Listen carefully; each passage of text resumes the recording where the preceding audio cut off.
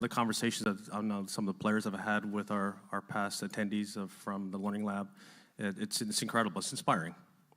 Terrific. Okay, we'll just make sure that everybody, if you have a question, just raise your hand, and we'll try and get through as many as we can. We'll start with Jeff in the back. Tiger, two things. Could you just a little more specificity on the what it is physically that you needed to kind of overcome to be able to play? And then on a lighter note, LeBron breaking the scoring record last week. I'm curious if you have thoughts on that and any golf record that's sort of an equivalent of the regular season points title. Okay. As far as the recovery is more on my ankle, whether or not I can recover from day to day. The leg is better than it was last year, but it's my ankle, and so being able to have it recover from day to day and meanwhile still stress it, but have the recovery and also have the strength development at the same time. It's been an intricate little balance that we've had to dance, but it's gotten so much better the last couple months, and I'm excited to go out there and compete and play with these guys. And I would not have put myself out here if I didn't think I could beat these guys and win the event.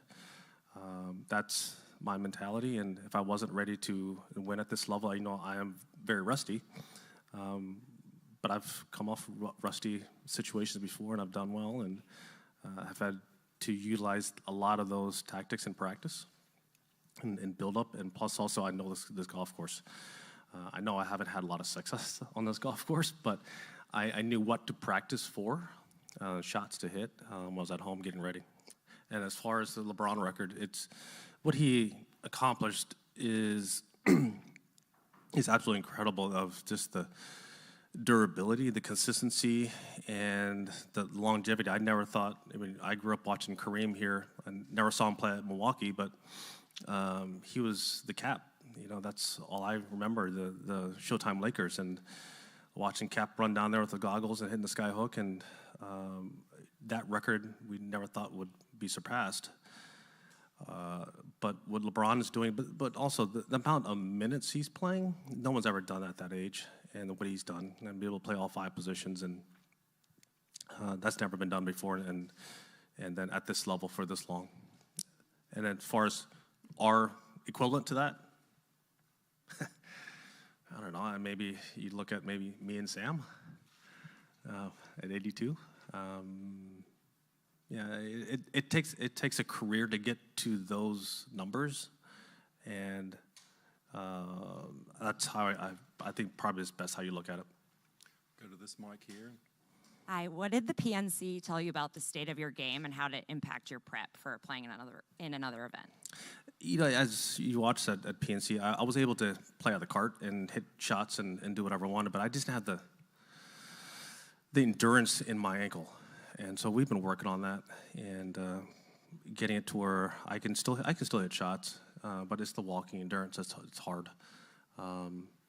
That's something that we've had to work on, and walk on distances, the beach, and just basically stress it out, but also be able to recover by the next day and see how it is inflammation-wise, and then keep practicing. And I may have overdone it a couple times here and there, but here I am. Yes, sir. Hi, Tiger. Being from Norway, I just had to ask you about a guy who has done really well at your events, Victor Hovland. He's done well here. He's done really well at Bahamas. Just your thoughts on him as a player and as a person, and how far he can go. The sky's the limit for Victor. The way he drives it, he doesn't really have any weaknesses in the game. I mean, initially it was probably his short game and putting, but that's turned around. He's done some really good work with that. But just the way he strikes the golf ball, I know he's not one of the longer bombers out there, but you just look at how many fairways he hit and how many good iron shots he hits. That's going to take him a long way. And then his fitness, I mean, he works very hard at getting explosiveness and endurance, and he's able to play. And I think he's just getting started, and the sky's the limit for him. Okay, we'll go to Kira in the back row. Hi, Tiger.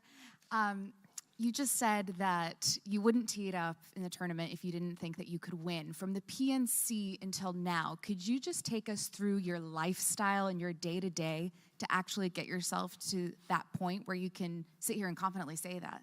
I hit balls basically almost every day.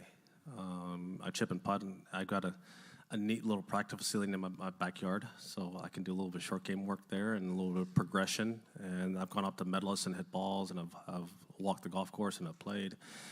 And then I'll play, I'll hop in a cart when it gets a little tired.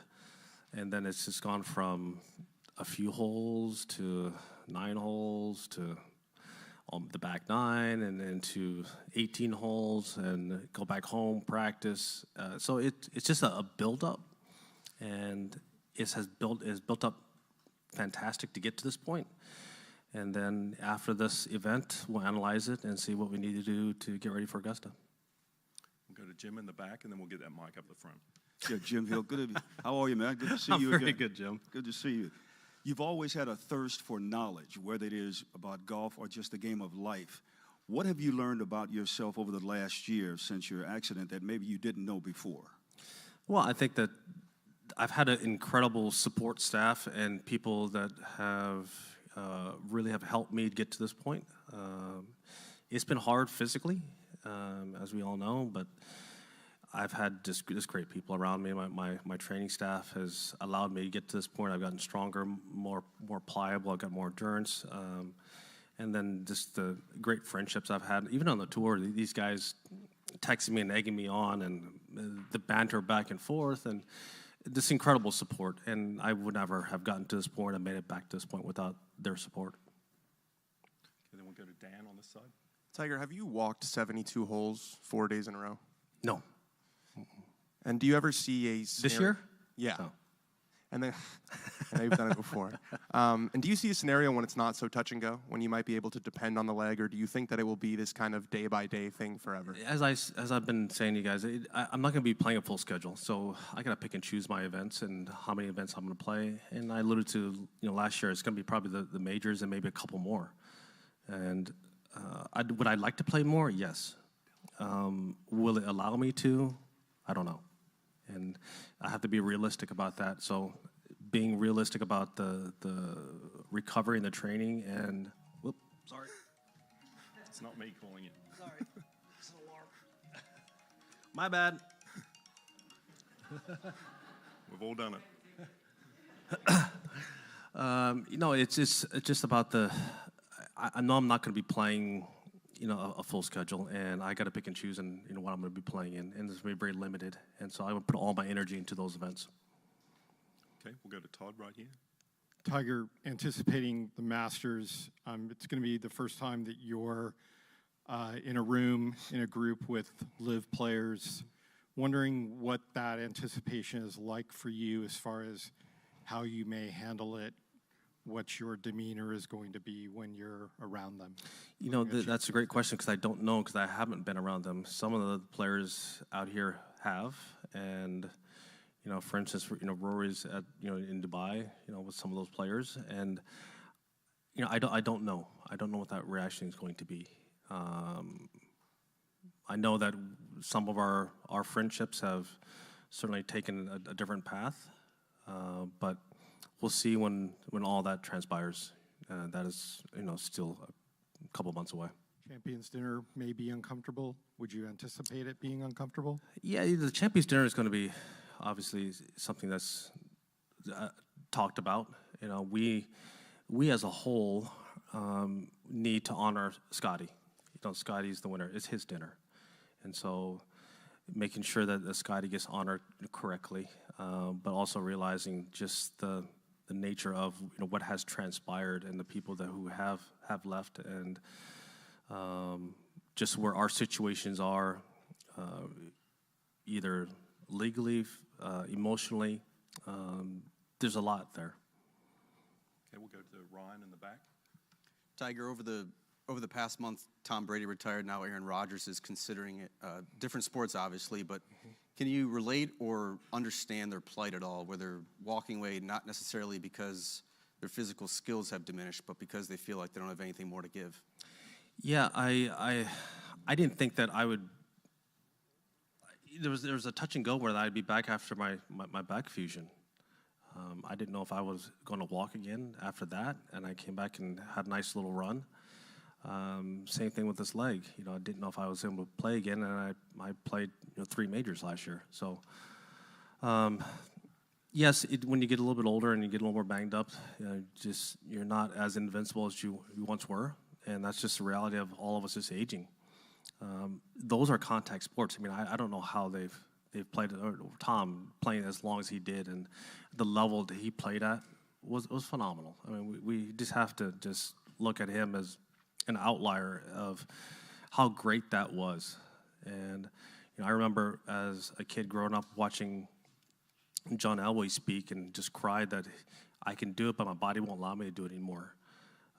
He won, the last 2 Super Bowls, but he just could not physically do it anymore. And that's, I've gotten to that point a couple times where you kind of think about it. But in our sport, I mean, there's no contact. I don't have 300-pound guys fall on top of me. It's just a matter of shooting the lowest score. So we have the ability to pick and choose and play a little bit longer. And we've seen my hero Arnold Palmer, like all of us. Hell, he played in 50 straight Masters. Okay, 50 straight. I'm not even 50 years old yet, and he played in 50 straight Masters. And then you look at Gary Player, who played in the 51 Masters. I mean, we're different sports. Okay, we'll go Doug and then Dylan. Do you feel grateful to be here? To be able to play? Okay. Yes. I figured as much. But at what point in your career did you start to feel grateful to be out here? I'm not suggesting you ever took it for granted, but you know what I mean, injury-wise. Probably, I've had some knee surgeries early on in my career, but nothing like what I experienced with my back. And when my back went, man, those were tough surgeries and tough rehabs, and I could power through, my knee and the meniscus and no ACL, and I could power through that, but I could never power through my back. And that's when I started realizing that the mortality of this game and just sports in general. And I didn't think I was immortal. That's what we all think as athletes. But there comes a point in time when a couple of my friends in the NFL was when you become afraid to get hit. You take that one little flinch of I don't want to get hit. Well, when I had my back, I didn't want to hit certain shots because I made it up on the ground, and so that was tough. The second thing I wanted to ask about are expectations, which you can ignore, but they're still out there. So if you go back to like early 2000s, where if you went a month without winning, you were in a slump. Mm-hmm. The expectations were that great. To later in your career, where the expectations from some were you'd never win again. Mm-hmm. Which one do you enjoy hearing more? Well, I look at that. Me personally, I looked at the fact that I haven't won in 3 years. So there you go. Dylan, go ahead. Yeah, Tiger, we're a couple designated events into the new look PGA Tour, and I was just curious how you think it's going and how different you think it'll feel throughout the year. We've had 3 already, and I think it's been received. There's obviously mixed emotions about it, but from a marketing side of it and from the tour side of it and the future of our sport, it's been very positive. And we need to keep going with it and keep staying aligned and keep progressing and making it better. We need to produce the best product we possibly can to sell to all the viewerships. And there's so many different distractions out there now. There's so many different options that you have now. And so it's about us creating the best product so that we have more eyes on it. We have more stars. People want to come out and either come out and watch the game of golf, participate, either on social media or the different streaming platforms. Just the fact that they're able to, watch our sport. So in order to do that, we have to create the best product, and that's what we're trying to do. Mixed emotions. Have you gotten a chance to talk to guys that have different types of emotions? Absolutely. It runs the gamut, and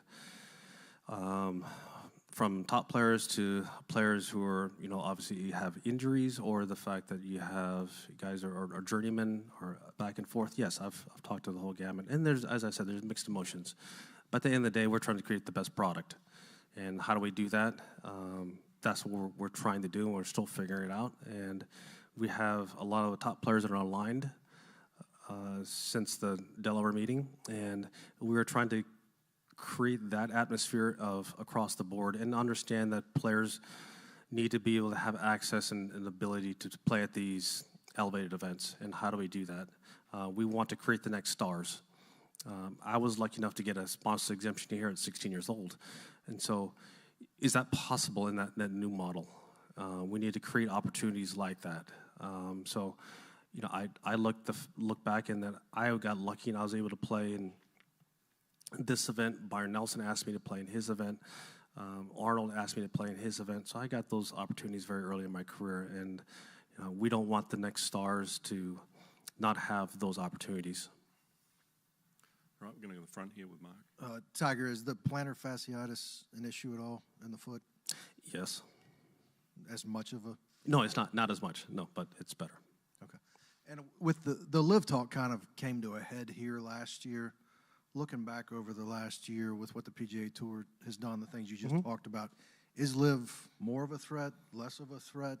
Well, it's been a very, how can I say, the past year since, if you go back to this week at Genesis last year to where it's at now, we all have to say it's been very turbulent.